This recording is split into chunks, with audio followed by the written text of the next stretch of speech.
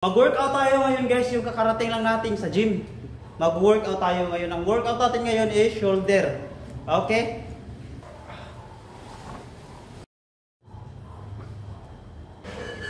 Program na ito is shoulder. Ayan.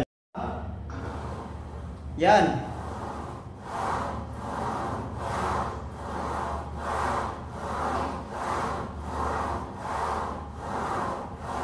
Tapos, isusunod na naman natin itong front. Ito namang front ang isusunod natin. Ito siya sa harap. Ganito ang tamang paggamit.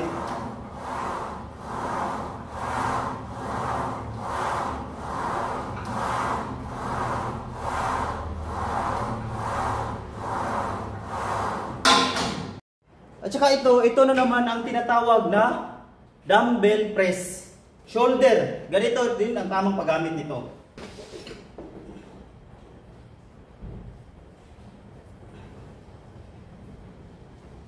Ganun ang tamang paggamit. Itong pangalawa is side lateral. Ito, side. Panoorin nyo.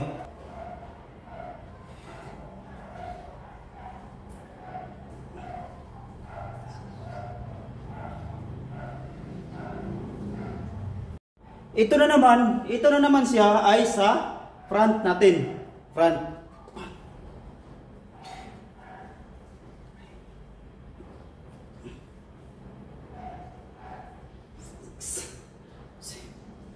Wait.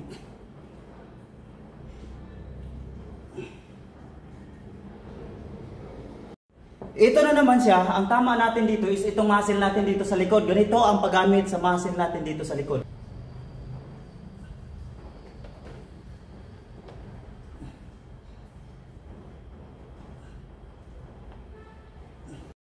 Ito namang gamit na to ay para sa chest. Sa chest, kung paano papalaparin ng ating chest para ma-develop yung chest natin para gumanda. Ayan. Ito, gagawin ko na. Para sa mga baguhan.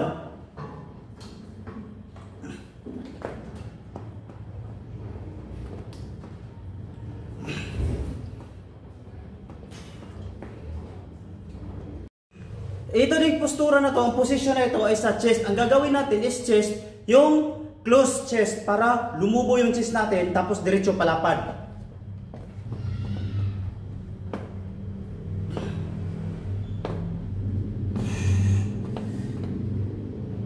At saka susundan natin siya ng plies para gumanda yung chest natin para lumapad siya. Okay? Ito.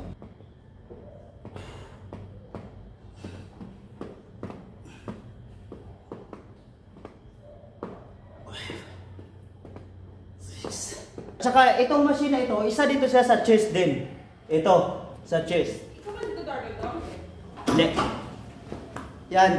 Alam niyo kung paano gagawin ito? Marami siyang manual. Pwede dito, pwede rin siya close, pwede rin siya naka-wide. Pero ang gagawin ko dito is naka-wide tayo.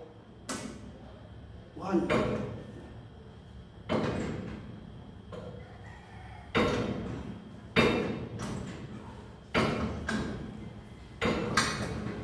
Okay.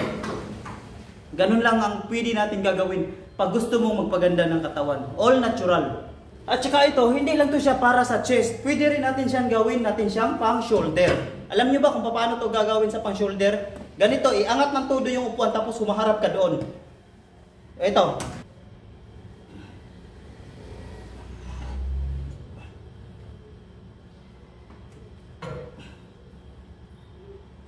Ito naman siya ay sa chest pa rin. Ang tawag nito is crossover. Alam niyo ba kung paano ito gagawin sa mga baguhan? Ganito lang ang tamang proper dyan.